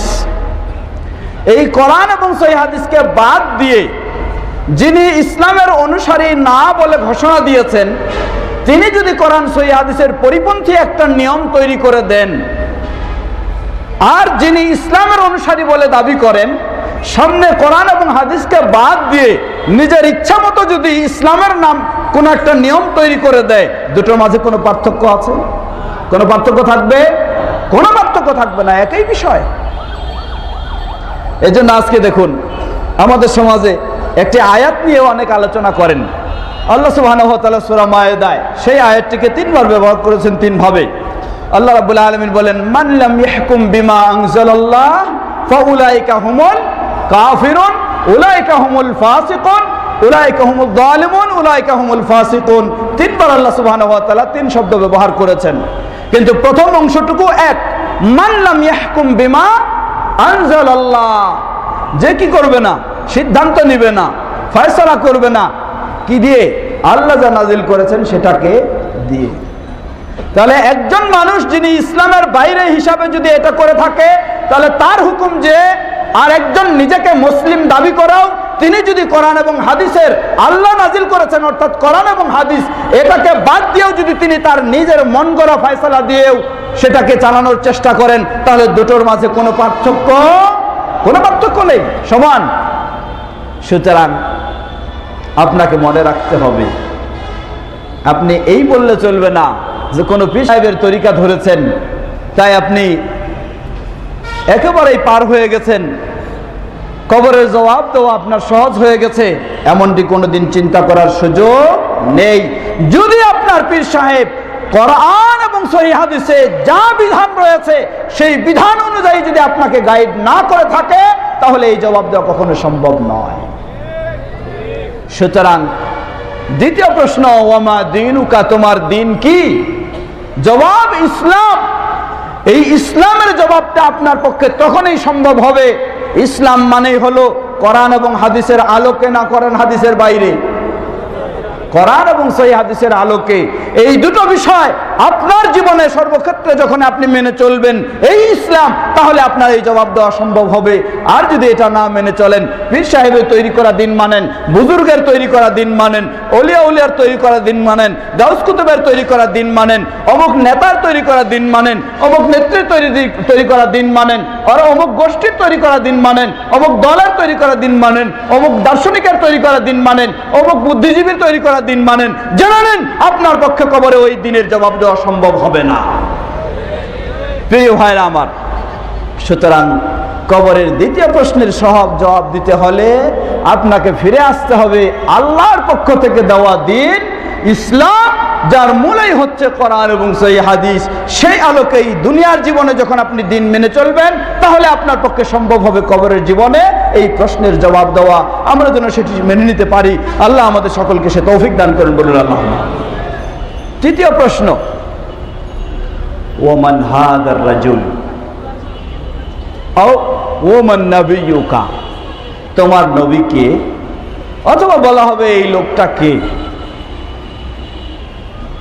জবাব, এই লোকটা আমার পীর সাহেব। হ্যাঁ, কি জবাব? এই লোকটা আমার বুজুর্গ, এই লোকটা আমার কেবলা। জেনে নিন, পৃথিবীর বুকে যদি আপনি সকল আলেম ওলামাকে বাদ দিয়ে মুহাম্মদ সাল্লাল্লাহু আলাইহি ওয়াসাল্লামকে প্রাধান্য দিতে না পারেন, তাহলে কবরের জীবনে ওই প্রশ্নের জবাব আপনার পক্ষে দেওয়া সম্ভব নয়। পৃথিবীর জীবনে জীবিত থাকা অবস্থায় ইসলামের কোন আদর্শের ক্ষেত্রে, কোন বিধিবিধানের ক্ষেত্রে, আপনার কোন আচার আচরণের ক্ষেত্রে অনুসরণের জন্য আপনি যখন বেছে নিয়েছেন মুহাম্মদ সাল্লাল্লাহু আলাইহি ওয়াসাল্লামকে, যে কোনো বিষয়ে আপনাকে বলা হবে এই বিষয়ে আকীদা কি, আপনি বলবেন মুহাম্মদ সাল্লাল্লাহু আলাইহি ওয়াসাল্লাম যা বলেছেন তাই। এই বিষয়ে সালাতের নিয়ম কি, মুহাম্মদ সাল্লাল্লাহু আলাইহি ওয়াসাল্লাম যা দিয়েছেন তাই। এই বিষয়ে যাকাতের নিয়ম কি, মুহাম্মদ সাল্লাল্লাহু আলাইহি ওয়াসাল্লাম যা দিয়েছেন তাই। এই বিষয়ে পর্দার নিয়ম কি, মুহাম্মদ সাল্লাল্লাহু আলাইহি ওয়াসাল্লাম যা দিয়েছেন তাই, এই বিষয়ে যাকাতের নিয়ম কি, মুহাম্মদ সাল্লাল্লাহু আলাইহি ওয়াসাল্লাম যা দিয়েছেন তাই, এই বিষয়ে সামাজিক নিয়ম কি, মুহাম্মদ সাল্লাল্লাহু আলাইহি ওয়াসাল্লাম যা দিয়েছেন তাই, এই ব্যাপারে পারিবারিক নিয়ম কি, মুহাম্মদ সাল্লাল্লাহু আলাইহি ওয়াসাল্লাম যা দিয়েছেন তাই, এই ব্যাপারে রাষ্ট্রীয় নিয়ম কি, মুহাম্মদ সাল্লাল্লাহু আলাইহি ওয়াসাল্লাম যা দিয়েছেন তাই। জীবনের সর্বক্ষেত্রে মুহাম্মদ সাল্লাল্লাহু আলাইহি ওয়াসাল্লামকে যদি আপনি এভাবে মেনে নিতে পারেন, তাহলে ইনশাআল্লাহ আপনার পক্ষে সম্ভব হবে কবরে মুহাম্মদ সাল্লাল্লাহু আলাইহি ওয়াসাল্লামকে চিনা। আর যদি আপনি বলেন যে ঠিক আছে হাদিসে আছে বুঝলাম, কিন্তু আমার পীর সাহেব বাবাজি তো এইটা বলেননি তাই মানতে পারলাম না, জেনে নিন মুহাম্মদ সাল্লাল্লাহু আলাইহি ওয়াসাল্লামকে চিনা আপনার পক্ষে সম্ভব হবে। সামান্য ছোট্ট একটি বিষয় শুনে নিন। সহিহ বুখারীর হাদিস, আল্লাহ রাসূল সাল্লাল্লাহু আলাইহি ওয়াসাল্লাম বলেন, ইন্নী ফারাতুকুম আলাল হাউদ, হে আমার উম্মতেরা জেনে নাও তোমাদের জন্য আমি আগেই আমার সেই হাউদের কাছে গিয়ে অপেক্ষা করব তোমাদেরকে স্বাগতম জানানোর জন্য। আলহামদুলিল্লাহ, আমার কাছে দলে দলে মানুষেরা আসবে, আমি তাদেরকে চিনব, তারা আমার উম্মা, আমি তাদেরকে চিনব, তারাও আমাকে চিনবে, আমি তাদের নবী। দলে দলে এসে এই হাউস থেকে পানি পান করে যাবে। হঠাৎ এমন একটি দল আসবে, আমি তাদেরকে চিনতেছি, কিছু আলামত আছে, তারাও আমাকে চিনতেছে। সুম্মা ইউহালু বাইনি ওয়া বাইনাহুম, হঠাৎ পান করার আগেই তাদের এবং আমার মাঝে একটা আড়াল তৈরি করে দেওয়া হবে, হাউজের পানি পান করতে আসতে পারবে না। রাসূল সাল্লাল্লাহু আলাইহি ওয়াসাল্লাম বললেন, আমি জিজ্ঞাসা করব জিবরিলকে, ব্যাপারটা কি, তাদের অপরাধটা কোথায়? আমি চিনতেছি তারা আমার উম্মত, তারাও আমাকে চিনতেছে, আমি তাদের নবী, তাহলে কেন তাদেরকে এই সুযোগটা দেওয়া হচ্ছে না? জিবরিল আলাইহিস সালাম বলবেন, ফাইন্নাকা লা তাদরি মা আহদাসু বা'দাক, হে নবী, আপনি পৃথিবীতে যেভাবে দিন রেখে এসেছিলেন, আপনার এই দিনটাতে নিজের মন গড়া প্রবৃত্তির অনুসরণ করে তারা যা কিছু তৈরি করেছে আপনার অবর্তমানে আপনি সেটা জানেন না। এ কারণেই আপনি তাদেরকে উম্মত হিসাবে চিনলেও, তারা আপনাকে নবী হিসাবে জানলেও, তাদের মাঝে এই আড়াল তৈরি করে দেওয়া হয়েছে, তাদের পক্ষে এই হাউজে এসে পানি পান করা সম্ভব হবে। নবী সাল্লাল্লাহু আলাইহি ওয়াসাল্লাম শোনার সাথে সাথেই বলবেন, সুহকান সুহকান লিমান গায়্যারা বাজি, ধিক্কার তাদের জন্য, দূর হয়ে যাও তারা যারা আমার দিনকে যেভাবে রেখে এসেছি সেই দিনকে যারা বিকৃত করে ফেলেছে, তাদের পক্ষে আজকে এই হাউজের কাছে আসার সুযোগ হবে। মুহাম্মদ সাল্লাল্লাহু আলাইহি ওয়াসাল্লাম যেই দিন রেখে গেছেন সেই দিনে তো 4টা মাযহাবই রেখে গেছেন, তাই না? হ্যাঁ, রেখে যান নাই? তাহলে 4টা মাযহাব না রেখে গেল, 14টা তো তরিকা রেখে গেছেন। নকশবন্দিয়া তো অবশ্যই, মুজাদ্দিদিয়া, চিশতিয়া, কাদেরিয়া। জেনে নেন পৃথিবীর সকল মুসলিম এক বাক্যে তারা বলতে বাধ্য, সেটা গ্রহণ করুক আর না করুক, নবী মুহাম্মদ সাল্লাল্লাহু আলাইহি ওয়াসাল্লাম হানাফি, মালিকি, শাফি, হাম্বলি কোন মাযহাব রেখে যাননি, কি বলেন ঠিক কিনা? নবী মুহাম্মদ সাল্লাল্লাহু আলাইহি ওয়াসাল্লাম চিশতিয়া, মুজাদ্দিদিয়া, কাদেরিয়া, নকশবন্দিয়া ইত্যাদি যত রকমের তরিকা রয়েছে, তিনি পৃথিবীতে তার দিনকে যেভাবে রেখে গেছেন সেই দিনে এই ধরনের কোন তরিকা ছিল না। সুতরাং ওই হাদিস খুলে দেখুন, আল্লাহ রাসূল সাল্লাল্লাহু আলাইহি ওয়াসাল্লামকে বলা হবে আপনার পরে আপনার দিনে তারা ইচ্ছামতো সংযোজন করেছে, যার ফলে তাদের জন্য আজকে এই হাউজ কাউসারের পানি পান করার অনুমতি নেই। জেনে নিন, আপনার পক্ষে যদি এই ধরনের কাজগুলি করা সম্ভব হয়, এগুলি যদি আপনি করে থাকেন, তাহলে দুনিয়াতে আপনি যতই বাহাদুরি দেখান না কেন, দুনিয়াতে যতই চাপাবাজি করেন, গলাবাজি করেন, আর যত অন্যায়ের আশ্রয় নেন, আর যত যাই কিছুই ধমক আর দাপট দেখানোর চেষ্টা করেন, ওই কবরে আপনার কোনো দাপট থাকবে না, কি বলেন ঠিক কিনা? ওই কবরে সেই ব্যক্তির এই দাপট থাকবে যে দুনিয়ার জীবনে সব কিছুকে ত্যাগ করে শুধু গ্রহণ করেছে তার প্রিয় নবী মুহাম্মদ সাল্লাল্লাহু আলাইহি ওয়াসাল্লামকে। দুনিয়াতে আজকে যদি সে নির্যাতিত হয়, সেখানে পৃথিবীতে যদি আজকে সে মাজলুম হয়ে থাকে, পৃথিবীতে যতই তাকে বিপদে ফেলা হোক না কেন, ইনশাআল্লাহ আমাদের বিশ্বাস, দৃঢ় বিশ্বাস, ওই কবরে সেই ব্যক্তি থাকবে পরিপূর্ণ সঠিক অবস্থানে ইনশাআল্লাহ। সুতরাং প্রিয় ভাইরা, একটু সকলকে এই অনুরোধটুকু জানাতে চাই, আপনাকে এই সঠিক পথে থাকতে হলে অবশ্যই অনেক ত্যাগ স্বীকার করতে হবে, অনেক ধৈর্যের পরিচয় দিতে হবে। স্বয়ং মুহাম্মদ সাল্লাল্লাহু আলাইহি ওয়াসাল্লাম তার মতো ব্যক্তি এই দিন নিয়ে যদি তাকে বহু লাঞ্ছনার শিকার হতে হয়, বহু আঘাতের শিকার হতে হয়, বহুবার বহু কষ্টে তাকে পড়তে হয়, তাহলে আপনি আমি কে হওয়াটাই তো স্বাভাবিক। তবে আবার এটাও মনে রাখতে হবে, গায়ে পড়ে নিজের যেন কষ্টকে কখনো আবার ডেকে না নিয়ে আসি। কি বলেন, ঠিক কিনা? আবার এত বেশি তেজি হলে চলবে না, আমি সহি আকীদার আর এত কিছু মানবো কেন, যেখানে ইচ্ছা সেখানে ঝগড়া করে যাব, যেখানে ইচ্ছা সেখানে প্রয়োজনে মারামারি করব। এটাও কিন্তু মুহাম্মদ সাল্লাল্লাহু আলাইহি সাল্লামের আদর্শ নয়। আপনার আকীদা যখন সুন্দর, আপনার কথাগুলিতে হতে হবে সুন্দর। আপনার চিন্তা যখন সুন্দর, আপনার ব্যবহার হতে হবে সুন্দর। সুন্দর কথা বলার, সুন্দর ব্যবহার দেখানোর পরে এরপরেও যদি কেউ আপনার উপর জুলুম করে থাকে, ইনশাআল্লাহ আল্লাহর কাছে আপনার প্রতিদান অবশ্যই রয়েছে। তাই বলে আপনি আবার অন্যায় খারাপ আচরণ করে আপনি টিকে থাকার চেষ্টা করবেন, এমনটা কখনো উচিত নয়। প্রিয় ভাইরা আমার, তৃতীয় প্রশ্ন, ওমান হাযার রাজুল, এই ব্যক্তিটাকে, বা ওমান নবিয়ুকা, তোমার নবীকে। আপনার জীবনে সকল মুফতি বাদ দিয়ে, মুহাদ্দিস বাদ দিয়ে, মুফাসসির বাদ দিয়ে, ইমাম বাদ দিয়ে, বুজুর্গ বাদ দিয়ে, গাউস কুতুব বাদ দিয়ে, পীর মুর্শিদ বাদ দিয়ে, সব কিছুকে বাদ দিয়ে মুহাম্মদ সাল্লাল্লাহু আলাইহি সাল্লামকে যখনই আপনি সর্বমুহূর্তে মেনে নিতে পারবেন, তখনই ইনশাআল্লাহ আপনার পক্ষে সেই জবাব দেওয়া সম্ভব হবে। আমরা যেন আমাদের জীবনে সেভাবেই মুহাম্মদ সাল্লাল্লাহু আলাইহি সাল্লামকে মেনে নিতে পারি, আল্লাহ আমাদের সকলকে সে তৌফিক দান করুন। তবে একটি বিষয় আবার মনে রাখবেন, আমাদের কিছু বিষয় রয়েছে, অনেক সময় সেগুলির ক্ষেত্রে গরম হয়ে আমরা এমন অবস্থানে চলে যাই, যেমন ধরে নেন, উদাহরণস্বরূপ বলি, আমিরুল মুমিনিন ওমর রাদিয়াল্লাহু আনহু, তার যুগে, তার সময়ে রাসূল সাল্লাল্লাহু আলাইহি ওয়াসাল্লাম রমজানের মাসের 30 দিনেই তিনি তারাবির সালাত জামাতের সাথে পড়েননি। শুরু হয়েছে কার যুগে? ওমর রাদিয়াল্লাহু আনহুর যুগে। ওসমান রাদিয়াল্লাহু আনহুর যুগে আরেকটি শুরু হলো। তিনি ইজতিহাদ করে প্রয়োজন মনে করলেন সতর্কতামূলক আরেকটি আযান চালু করার।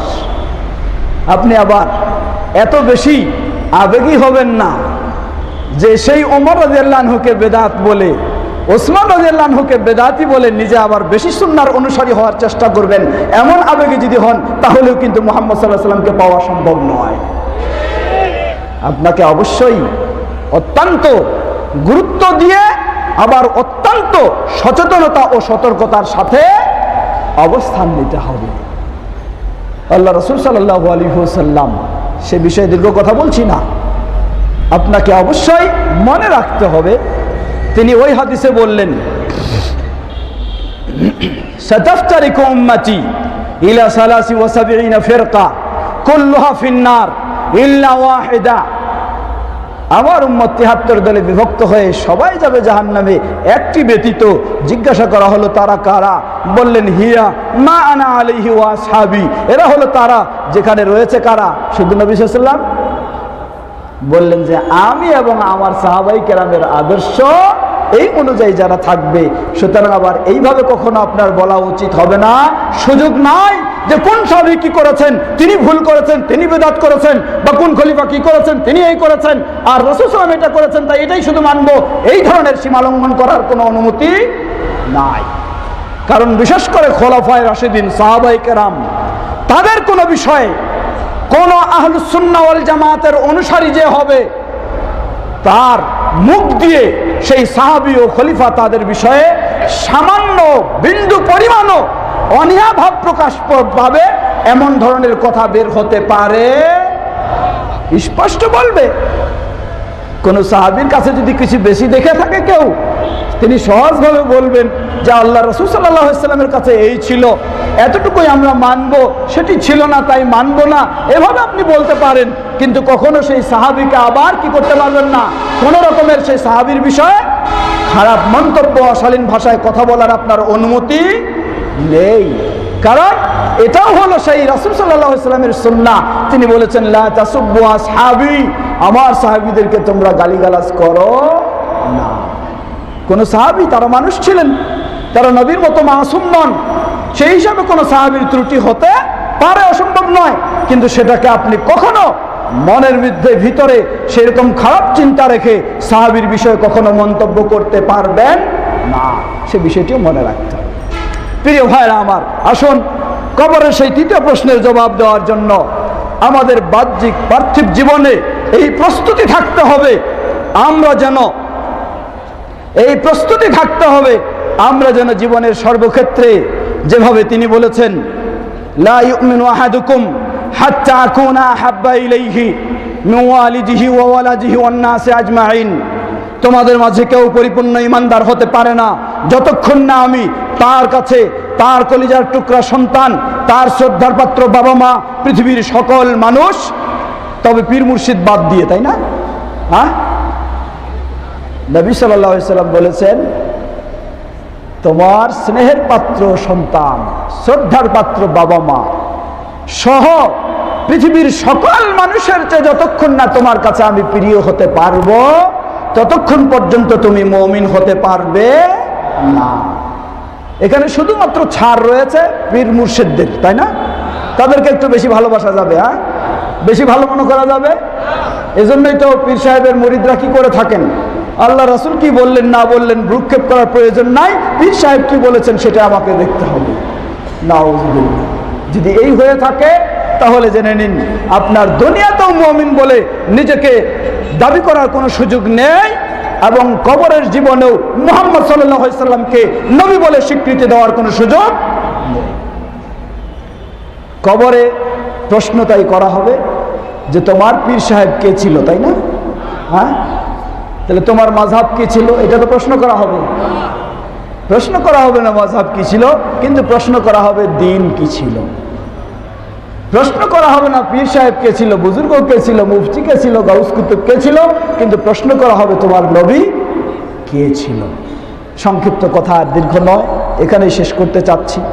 আসুন আমরা যেন আজকের এই সংক্ষিপ্ত ধারণাকে সামনে রেখে আমাদের জীবন যেন সেভাবেই গড়তে পারি, যাতে আমরা সেই সহজভাবে কবরের জীবনে আমরা মুক্তি লাভ করে আমাদের কবরটাই যেন জান্নাতের সাথে সম্পৃক্ত হয়ে যায়, এমনই যেন আমরা অবস্থান লাভ করতে পারি। আল্লাহ আমাদের সকলকে সে তৌফিক দান করুন।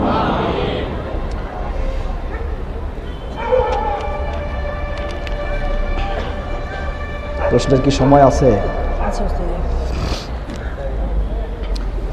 সংক্ষিপ্ত কিছু প্রশ্নের জবাব দিয়ে শেষ করব। প্রশ্ন করেছেন, আমরা শুনেছি সূরা ফাতিহা নাকি কোরআন এর অংশ নয়, এই সম্পর্কে একটু বুঝিয়ে বলবেন। জবাব, এই সম্পর্কে আমি কেমনে বুঝাবো? আমি তো বলি নাই কোনোদিন যে সূরা ফাতিহা কোরআনের অংশ না। যিনি বলেছেন তার কাছেই বোঝা দরকার। আসলে এগুলি কিছু উদ্ভট কথা এবং সমাজে বিশৃঙ্খলা সৃষ্টি করার কিছু চিন্তা ও কথা।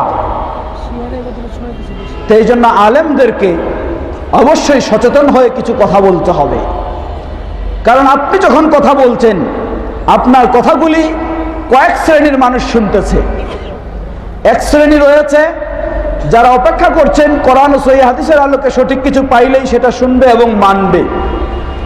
আবার আরেক শ্রেণী রয়েছে, সে অপেক্ষা করছে আপনার মুখ থেকে কিছু বের হয়ে গেলে এটা নিয়ে একটু অপপ্রচার করার চেষ্টা করবে।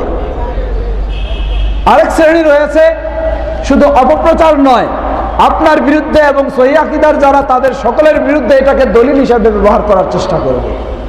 সুতরাং আলেম সমাজের খালি উত্তেজিত হয়ে বা বক্তাদের বিশেষ করে আমি অনুরোধ জানাবো, অতি উৎসাহী হয়ে এমন কিছু বলা উচিত নয়। মুখটাকে আপনাকে কন্ট্রোলে রাখতে হবে। আপনি কি বলছেন, হয়তো কথার মাঝে আপনি বলে ফেলেছেন, আপনার এই কথাটাকে বিভিন্নভাবে ব্যবহার করতে পারে। তাই আমি অনুরোধ জানাবো সকল আলেম সমাজকে অত্যন্ত চিন্তা ভাবনা করে, অতি উৎসাহী হয়ে নয়, চিন্তা ভাবনা করে। আপনি একটা কথা যদি বলতে নাও পারেন অসুবিধা নাই, কিন্তু অতি উৎসাহী হয়ে কিছু বলে যদি ফেলেন আর এটা নিয়ে যদি সমাজে বিশৃঙ্খলা সৃষ্টি হয়ে যায় তাহলে এটি অনেক অসুবিধা। তো প্রশ্ন করেছেন যে আমরা শুনেছি সূরা ফাতিহা নাকি কোরআনের অংশ নয়। আসলে এই কথাটি সঠিক নয়। কোরআনুল কারীমের অবশ্যই সূরা ফাতিহা অংশ, শুধু অংশই নয়, আল্লাহ রাসূল সাল্লাল্লাহু আলাইহি ওয়াসাল্লাম এটাকে কোরআনের উম্মুল কোরআন বলে আখ্যায়িত করেছেন, কোরআনের একেবারে গুরুত্বপূর্ণ অংশ। হয়তো কেউ দলিল হিসাবে বলবে আল্লাহ সুবহানাহু ওয়া তাআলা বলেন ওয়ালাকাদ আতাইনা সাবআল মাসানি ওয়াল কোরআনাল আযীম, আমি তোমাকে 7টি গুরুত্বপূর্ণ বারবার পাঠ করার আয়াত দিয়েছি এবং মহাগ্রন্থ আল কোরআন দিয়েছি। এটা দিয়ে কেউ দলিল দেওয়ার চেষ্টা করবে যে আল্লাহ এখানে দুটাকে ভিন্ন করেছে। আল্লাহ এখানে দুটাকে ভিন্ন এইভাবে করেননি যে এই সূরা ফাতিহার 7টি আয়াত কোরআনের বাইরে, এটা কখনো নয়। আল্লাহ রাব্বুল আলামিন সেই সূরা বাকারায় আবার বললেন আরেক জায়গায়, হাফিযু আলাস সালাওয়াত ওয়াস সালাতিল বুস্তা, হাফিযু আলাস সালাওয়াত, তোমরা সব সালাতগুলিকে সংরক্ষণ করো। এরপরে আবার বললেন ওয়াস সালাতিল বুস্তা, মধ্যবর্তী সালাতকে সংরক্ষণ করো। এর মানে কি মধ্যবর্তী সালাত বলতে 5 ওয়াক্ত সালাত, আবার আরেকটা হলো 6 ওয়াক্ত সালাত? না, এই শেষে যেটাকে আরো গুরুত্ব দিয়ে বললেন সেটা ওই 5-এর মাঝেই রয়েছে, কিন্তু এর গুরুত্ব বেশি বোঝানোর জন্য আল্লাহ সুবহানাহু ওয়া তাআলা এটাকে আরো একাকীভাবে উল্লেখ করলেন। সুতরাং সূরা ফাতিহা অবশ্যই কোরআন কারীমের অংশ, কিন্তু এটার গুরুত্ব বেশি বোঝানোর জন্য আল্লাহ সুবহানাহু ওয়া তাআলা সেভাবে আলাদাভাবে উল্লেখ করেছেন। এটি কখনো কোরআনের বাইরের অংশ নয়। যারা বুঝে থাকেন এটি ভুল বুঝ, এটি এইভাবে অপপ্রচার করা উচিত নয়। আংটি পরা আল কোরআন ও হাদিসের কথায় আছে যদি কেউ শখ করে পড়ে তাহলে হারাম হবে ও নিয়ত করে পড়লে শিরক হবে, এই কথাটি কি ঠিক? জবাব, নিয়ত করে পড়া বলতে কেউ যদি আংটি এই নিয়তে পড়ে, এটা হলো সপ্ত ধাতুর আংটি বা অমুকের আংটি তমুকের আংটি, এটা পড়লে আমি কি হব, আমার অসুখগুলি দূর হয়ে যাবে এবং কোনো রোগ জীবাণু আমাকে আক্রমণ করতে পারবে না, এই চিন্তায় যদি কেউ আংটি পরে, সেটা যেই আংটি হোক এটা হবে শিরক, এটা হবে শিরক, এটি কখনো বৈধ নয়। তাহলে এই চিন্তায় পড়া নারী হোক পুরুষ হোক সকলের জন্য হারাম। দ্বিতীয়, আংটি যদি অলংকার হিসাবে কেউ পরে তাহলে হুকুম কি? জবাব, নারীদের জন্য অলংকার হিসাবে আংটি পরার অনুমতি রয়েছে, যদিও আংটি গোলাকার হালিক এই হিসাবে কিছু মতামত রয়েছে, কিন্তু সাধারণ বলবো, দলিলের আলোকে বলবো যে নারীদের জন্য অনুমতি রয়েছে। সেই আংটি স্বর্ণের হতে পারে, রৌপ্যর হতে পারে, অসুবিধা নেই। পুরুষের হুকুম কি? সহিহ বুখারীর হাদিস, সাহাবী বলছেন রাসূল সাল্লাল্লাহু আলাইহি ওয়াসাল্লাম স্বর্ণের আংটি হাতে নিলেন, পরলেন, আমরাও স্বর্ণের আংটি পরলাম। অতঃপর যখন পুরুষের জন্য স্বর্ণ হারাম হয়ে গেল, রাসূল সাল্লাল্লাহু আলাইহি ওয়াসাল্লাম স্বর্ণ খুলে ফেললেন, রৌপ্যের আংটি বানায় নিলেন, আর আমরাও তখন স্বর্ণের আংটি বাদ দিয়ে রৌপ্যের আংটি বানায় নিয়ে পড়লাম। তো রাসূল সাল্লাল্লাহু আলাইহি ওয়াসাল্লামের আংটি কি ছিল? রাসূল সাল্লাল্লাহু আলাইহি ওয়াসাল্লামের আংটি মূলত এটা অলংকার হিসাবে ছিল না, এটা ছিল শিলমোহর। সেই শিলটা রাখার যেখানে সেখানে জায়গা পর্যাপ্ত ছিল না, তো এটা রাখা যেন সহজে সংরক্ষণ করা যায়, যে কেউ যেন এটার অপব্যবহার করতে না পারে, এজন্যই রাসূল সাল্লাল্লাহু আলাইহি ওয়াসাল্লাম সেই আংটিটা কি করতেন, সেই শিলটাই তিনি হাতে পরে থাকতেন। তবে রাসূল সাল্লাল্লাহু আলাইহি ওয়াসাল্লামকে লক্ষ্য করে সাহাবায়ে কেরামগণ যখন ব্যবহার করলেন, তারাও আংটি পরলেন, রাসূল সাল্লাল্লাহু আলাইহি ওয়াসাল্লাম তাদেরকে নিষেধ করেননি। তো এই দৃষ্টিকোণ থেকে কেউ যদি পড়তে চায়, আল্লাহু তাআলা আলাম, স্বর্ণের তো জায়েজ নেই, তবে শ্বশুর শাশুড়ি দিলে জায়েজ হয়ে যাবে, তাই না? অনেক যুবকদের মাঝে পাওয়া যায় হাতে স্বর্ণের আংটি। কি ব্যাপার, হাতে এই আংটি কেন? বলে যে কি করবো, এটা খালা শাশুড়ি দিয়েছে। নাউযুবিল্লাহ। জেনে নিন, কোনো সন্দেহ নেই, আল্লাহ রাসূল সাল্লাল্লাহু আলাইহি ওয়াসাল্লামের সাহাবী, তার হাতে আংটি রয়েছে স্বর্ণের। রাসূল সাল্লাল্লাহু আলাইহি ওয়াসাল্লাম তাকে বললেন, তোমার এই হাতে স্বর্ণের আংটি থাকা মানে এখানে যেন জাহান্নামের আগুনের আংটি তোমাকে পরায় দেওয়া হবে। সাহাবী সাথে সাথে আংটিটা খুলে একেবারে ফেলে দিলেন। অন্যরা বললেন, তুমি এটা নিয়ে নাও, তুমি নিয়ে বিক্রি করে কাজে লাগাতে পারবে। বললেন যে না, যেই বিষয়ের ক্ষেত্রে রাসূল সাল্লাল্লাহু আলাইহি ওয়াসাল্লাম আমাকে জাহান্নামের আগুনের ভয় দেখালেন, সেটি বিক্রি করেও আমি কোনো কাজ করতে প্রস্তুত না। কি ধরনের ভয় ছিল দেখুন। আর আপনি বলবেন যে খালা শাশুড়ি দিয়েছে তাই আপনি ব্যবহার করবেন, তবে জেনে নিন এই সুসংবাদটাও আপনাকে দিয়ে দিচ্ছি, ওই খালা শাশুড়ি এই আংটির মাধ্যমে আপনাকে জাহান্নামে নিয়ে যাবে, ঠিক কিনা? সুতরাং খালা শাশুড়িকে সম্মান করবেন আপনি তার গিফট দেওয়ার জন্য, কিন্তু স্পষ্টভাবে জানাই দিবেন ইসলাম এটাকে হারাম করেছে। আমি আপনার গিফট নিলাম বটে, কিন্তু ইসলাম হারাম করেছে তাই এটি আমি ব্যবহার করতে পারবো না। আপনি এটা বিক্রি করে অন্য কিছু কাজে লাগাবেন, বা কোনো আপনার বোন, স্ত্রী বা আর কাউকে, মেয়ে মানুষকে দিয়ে দিবেন। কোনো পুরুষের জন্য কোনো স্বর্ণের আংটি কখনো বৈধ হবে না। এখন কেউ যদি এটাকে সৌন্দর্যের, মেয়েদের সাথে সাদৃশ্য রাখার জন্য কেউ পরে থাকে, তাহলে এটি আবার হারাম হয়ে যাবে। আল্লাহু তাআলা আলাম। প্রশ্ন করেছেন, আসসালাম, আমি একটি প্রশ্ন করতে চাই। আমার ভাবির মাথায় সবগুলো চুল একত্রে জোট হয়ে গেছে, এখন কি এই জোট কাটা যাবে কি? দয়া করে উত্তর দিবেন। জবাব, এই চুলগুলি জোট হয়ে যাওয়া এটা যদি রোগজনিত কারণে হয়, অর্থাৎ সমাজে কিছু কুসংস্কার রয়েছে, কি আছে, যার কাছে কিছু আসর হয়েছে তার চুলগুলি কি হয়, জোট হয়ে যায়, এই কারণে যদি আরো কিছু ফিতনা সরার আশঙ্কা থাকে, তাহলে তার জন্য ফরজ হলো এই জোটকে কেটে ফেলা। মেয়েদের চুল কাটা যাবে না ওই হিসাবে সে কাটতেছে না, কাটতেছে আর একটা খারাপ জিনিস এসে যাচ্ছে, সেই কারণে কাটবে। কাটার পরে তার চুল আবার বড় হবে, তখন সুন্দরভাবে রাখবে, অসুবিধা নেই এতে কাটতে। আল্লাহ আল্লাহ। প্রশ্ন করেছেন, আমাদের সমাজে অনেক বিবাহিত মহিলাকে শুনতে হয় যে হাতে চুড়ি না পরলে বা নাকে নাকফুল না পরলে স্বামীর আয়ু কমে যায় বা স্বামীর অমঙ্গল হয়।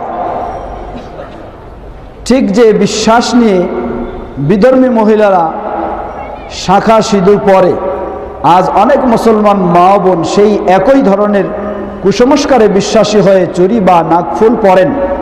আমি আপনার কাছে সহি আকীদা কি জানতে চাই। জবাব, মেয়েরা যদি অলংকার হিসেবে পরে তাহলে জায়েজ রয়েছে, আর না পড়লে স্বামীর কোনো কিছু হবে, সন্তানের কোনো কিছু হবে বা নিজের কোনো কিছু হবে, এই আকীদা নিয়ে যদি পড়তে যায় তাহলে সেই পড়াটা তার জন্য শিরক হবে। সুতরাং কোনো মেয়ের এই ধরনের আকীদা রাখা কখনো বৈধ নয়, এবং এই ধরনের কথা কাউকেও বলাটাও বৈধ নয়। বরং এটা কেন বলে, কিছু কারণ, কিছু কিয়াস করে বলে। কিয়াস কি? কিয়াস হলে তাদের দলিলটা হচ্ছে কিয়াস। কিয়াসের দলিলটা কি? ইসলামের নিয়ম হলো কোন স্ত্রীর স্বামী যদি মারা যায় তাহলে ওই স্ত্রীকে 4 মাস 10 দিন শোক পালন করতে হয়, এটা শরীয়তের বিধান। এই 4 মাস 10 দিন সে কোনো রকমের অলংকার ব্যবহার করতে পারবে না। এখান থেকে কিয়াস করে নিয়েছে, অতএব কোন স্ত্রী যদি তার হাতে শরীরে কোনো অলংকার না থাকে তাহলে সে যেন তার স্বামী হারায় যাক এটা চাইতেছে। কথা বুঝেছেন? মানে স্বামী মারা যাওয়ার কারণে তাকে এই অলংকার 4 মাস 10 দিন ব্যবহার তার জন্য নিষিদ্ধ, এরপর তার জন্য বৈধ। এখান থেকে কিয়াস করে সমাজে এই ধারণাটা, যেটি অমুসলিমদের থেকে এসেছে, অতএব কোন স্ত্রী যদি তার হাতে চুড়ি বা অলংকার ব্যবহার না করে, এটার মাধ্যমে সে যেন চাচ্ছে তার স্বামী না থাকুক, তার স্বামী হারায় যায়। এটি সম্পূর্ণ বাতিল এবং শিরকি বিশ্বাস। এই বিশ্বাসে কোনো অলংকার ব্যবহার করা কখনো বৈধ নয়, এটি অবশ্যই শিরক হবে। আল্লাহু তাআলা আলাম। আমি একজন মুসলিম, তাই আমার বিধান হলো আল্লাহর দেওয়া বিধান, কিন্তু আমাকে মানবরচিত বিধান মানতে বাধ্য করা হচ্ছে, আমার করণীয় কি? জবাব, ফাত্তাকুল্লাহা মাসতাতা'তুম। আল্লাহ বলছেন তোমার সাধ্য অনুযায়ী আল্লাহকে তুমি ভয় করে চলো। সুতরাং আপনি যে পরিবেশে আছেন সেই পরিবেশে সর্বাত্মকভাবে আপনি চেষ্টা করবেন মানব রচিত বিধান বর্জন করে আল্লাহর বিধানের উপর প্রতিষ্ঠিত থাকা। আল্লাহ তৌফিক দান করুন। প্রশ্ন করেছেন, কোরআনুল কারীম এবং আহলে হাদিসের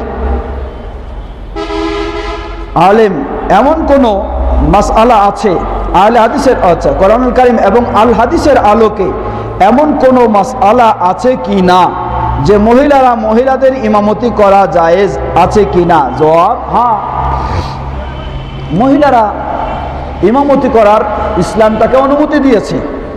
এই বিষয়ে আমার সালাতের বইয়ে নারী পুরুষের সালাতের পার্থক্য বর্ণনা করতে গিয়ে যেগুলি সহি বর্ণনার আলোকে সেখানে আমি উল্লেখ করেছি যে আবু দাউদের হাদিস, রাসূল সাল্লাল্লাহু আলাইহি ওয়াসাল্লাম মেয়েদের ইমামতির বর্ণনা দিয়েছেন। কোনো মেয়েরা যদি সালাত আদায় করে, মেয়েরাই যদি তাদের কোনো মেয়ে একজন যদি মহিলা মানুষ একজন ইমামতি করে, তার পিছনে কোনো পুরুষ ইক্তেদা করতে পারবে না। শুধু মহিলা না, তাদের ইমামতি করতে পারে কোনো মহিলা, তবে নিয়ম হলো পুরুষের ইমাম যেমন কাতারের বাইরে দাঁড়াবে, সেই মহিলাদের ইমাম কাতারের বাইরে দাঁড়াবে না, সে কাতারের মাঝেই দাঁড়িয়ে ইমামতি করতে পারে, সহিভাবে প্রমাণিত। আল্লাহু তাআলা আলাম। প্রশ্ন করেছেন, আপনার কাছে জানতে চাই যে আল্লাহ রাব্বুল আলামিন ইয়া আইয়ুহাল্লাযীনা আমানু আতিউল্লাহ ওয়া আতিউর রাসূল ওয়া উলিল আমর দ্বারা কি বুঝাচ্ছেন সেটা বিস্তারিতভাবে জানতে চাই। বিস্তারিত বলার তো সুযোগ নেই, যেহেতু আমার সময়, আমি নিজে করে বলেছি যে ক্লান্তর কারণে স্বল্প সময়ে শেষ করব। তো সংক্ষিপ্ত জবাব, আল্লাহ সুবহানাহু ওয়া তাআলা এই আয়াতে যে নির্দেশ দিয়েছেন, এই আয়াতটিকে দলিল হিসেবে ব্যবহার করে পীর সাহেবের মুরিদরা পীরের মুরিদ হয়ে থাকে। এই আয়াতকে দলিল হিসেবে ব্যবহার করে মাযহাব যারা ফরজ করে দিয়েছেন তারাও এই আয়াতের দলিল হিসেবে ব্যবহার করে। জবাব, না, কখনো এই আয়াত দিয়ে পীর মুরিদি বৈধ হতে পারে না। এই আয়াত দিয়ে মাযহাব কখনো ফরজ করা যেতে পারে না। আল্লাহ সুবহানাহু ওয়া তাআলা এখানে বললেন, যারা ঈমান এনেছো, আতিউল্লাহ ওয়া আতিউর রাসূল, তোমরা আল্লাহর আনুগত্য করো এবং রাসূলের আনুগত্য করো, ওয়া উলিল আমরি মিনকুম, অতঃপর তোমাদের মাঝে যারা নেতৃত্ব দেয় তার আনুগত্য করো, তোমাদের মাঝে যারা তোমাদের দায়িত্বশীল তার আনুগত্য করো। এখানে খেয়াল করবেন, আল্লাহ সুবহানাহু ওয়া তাআলা প্রথমে বললেন আল্লাহর আনুগত্য, রাসূলের আনুগত্য, তারপরে বললেন এবং তোমাদের মাঝে যারা নেতৃত্ব দেয়। এখানে আনুগত্য শব্দটা নিয়ে আসেননি, বললেন শুধু ওয়া উলিল আমরি মিনকুম, তোমাদের মাঝে যারা নেতৃত্ব দেয়, অর্থাৎ তোমাদের মাঝে নেতৃত্ব যে দিবে তার আনুগত্য করতে হবে আল্লাহর আনুগত্যের আলোকে এবং রাসূলের আনুগত্যের আলোকে। এই দুই আলোকে এই ব্যক্তির নেতৃত্ব গ্রহণ করা যাবে, অনুসরণ করা যাবে।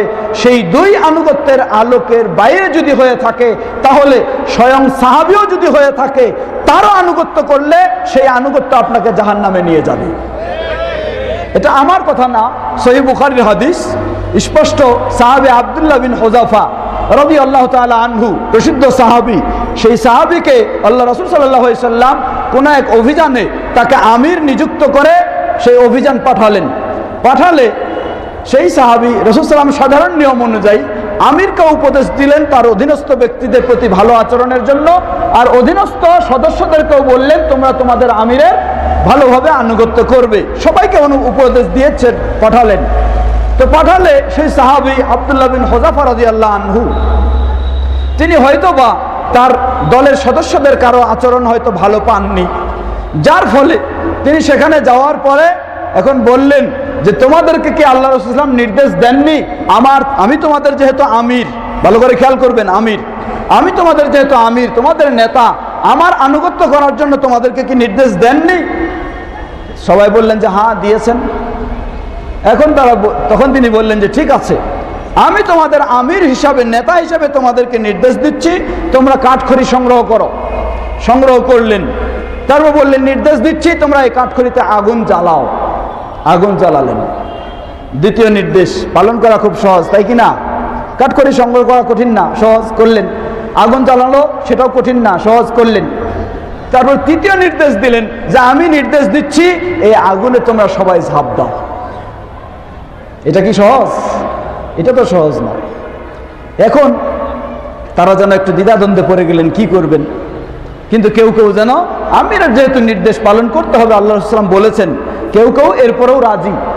হঠাৎ একজন দাঁড়িয়ে বললেন যে না, হতে পারে না, যে আগুন থেকে বাঁচার জন্য বাপদাদার সবকিছু বর্জন করে মুহাম্মদ সাল্লাল্লাহু আলাইহি ওয়াসাল্লামের দ্বীনকে মেনে নিয়েছি, আবার আপনার নির্দেশে সেই আগুনে আমরা ঝাঁপ দিব, তা হতে পারে না। যতক্ষণ না এই বিষয়ের সিদ্ধান্ত রাসূল সাল্লাল্লাহু আলাইহি ওয়াসাল্লামের কাছে পাই, ততক্ষণ পর্যন্ত আমরা আপনার নির্দেশ মেনে আগুনে ঝাঁপ দিতে পারবো না। যখন এটা বললেন, বলার পরে আর কেউ আগুনে ঝাঁপ দিলেন না, সবাই ফিরে চলে আসলেন।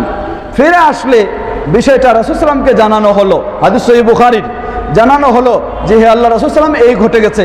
রাসূল সাল্লাল্লাহু আলাইহি সাল্লাম তাদের প্রতি রেগে গিয়ে বললেন, জেনে রাখো লাউ দাখালতুম ফিহা মা খারাজতুম মিনহা আবাদা আও কামা ক্বালা নবী সাল্লাল্লাহু আলাইহি সাল্লাম ইন্নামাত তাআতু ফিল মারুফ। জেনে রাখো তোমাদের আমিরের নির্দেশে যদি তোমরা আগুনে ঝাঁপ দিতে তাহলে কোনোদিন আর জাহান্নামের আগুন থেকে তোমরা বের হতে পারতে না। ইন্নামাত তাআতু ফিল মারুফ, আমিরের অনুসরণ করতে হবে শুধু শরীয়ত সম্মত বিষয়। কোন বিষয়ে? শরীয়ত সম্মত বিষয়। সুতরাং ইয়া আইয়ুহাল্লাযীনা আমানু আতিউল্লাহা ওয়া আতিউর রাসূল ওয়া উলিল আমরি মিনকুম। আল্লাহ নির্দেশ দিচ্ছেন, ওয়ে যারা ঈমান এনেছো তোমরা রাসূলের, আল্লাহর আনুগত্য করো, রাসূলের অনুসরণ করো এবং তোমাদের আমিরের, তোমাদের যিনি নেতৃত্ব দিবেন তার। এখানে এই নেতার নেতৃত্বটা যদি আল্লাহ এবং তার রাসূলের নিয়ম অনুযায়ী হয় তখন শুধু তার অনুসরণ চলবে। আল্লাহ এবং তার রাসূলের নিয়মের বাইরে যদি হয় তাহলে এই অনুসরণটা আপনাকে জান্নাতে নয় জাহান্নামে নিয়ে যাবে। সুতরাং কোন পীর সাহেবের আনুগত্য আপনি ততক্ষণ করতে পারবেন যতক্ষণ পীর সাহেবের নির্দেশগুলি কোরআন এবং সহিহ হাদিসের আলোকে থাকবে। আর যদি না হয় তাহলে এই নির্দেশে আপনাকে জাহান্নামে নিয়ে যাবে, আপনার পক্ষে জান্নাত থেকে বাঁচা, জান্নাতে যাওয়া সম্ভব হবে না। বসেন আপনারা, প্রিয় ভাইরা আমার। সুতরাং এই আয়াতের সহজ ব্যাখ্যা, সহজ কথা হলো আপনাকে নেতার আনুগত্য করতে হবে, অন্ধভাবে নয়। নেতার আনুগত্য করতে হবে কোরআন এবং সহিহ হাদিসের আলোকে। কোরআন ও সহিহ হাদিসে যদি ভালোভাবে পাওয়া যায়, নেতার মাঝে থাকে, তাহলেই সেই নেতার আনুগত্য হবে। যদি কোরআন ও সহিহ হাদিসে না হয় তাহলে সেই নেতার আনুগত্য হবে না। ওয়াল্লাহু তাআলা আ'লাম। প্রশ্নের জবাব এখানে আমরা শেষ করছি। কি ছিল পরে? এতক্ষণ যাবত যে কথাগুলি আমরা শুনলাম, আমরা শুধু উৎসাহী হয়ে ওয়াজ শুনবো এমনটা যেন না হয়, বাস্তবে যেন আমরা আমাদের জীবনে এগুলি মেনে চলতে পারি। আল্লাহ আমাদের সকলকে সে তৌফিক দান করুন, আমিন। ওয়া আখির দাওয়ানা আলহামদুলিল্লাহি রাব্বিল আলামিন ওয়া সাল্লাল্লাহু তাআলা আলা নবিয়িনা মুহাম্মদ ওয়া আলা আলিহি ওয়া সাহবিহি আজমাইন। সুবহানাকা আল্লাহুম্মা ওয়া বিহামদিকা আশহাদু আল্লা ইলাহা ইল্লা আনতা আস্তাগফিরুকা ওয়া আতুবু ইলাইক। ওয়াসসালামু আলাইকুম ওয়া রাহমাতুল্লাহি ওয়া বারাকাতুহু।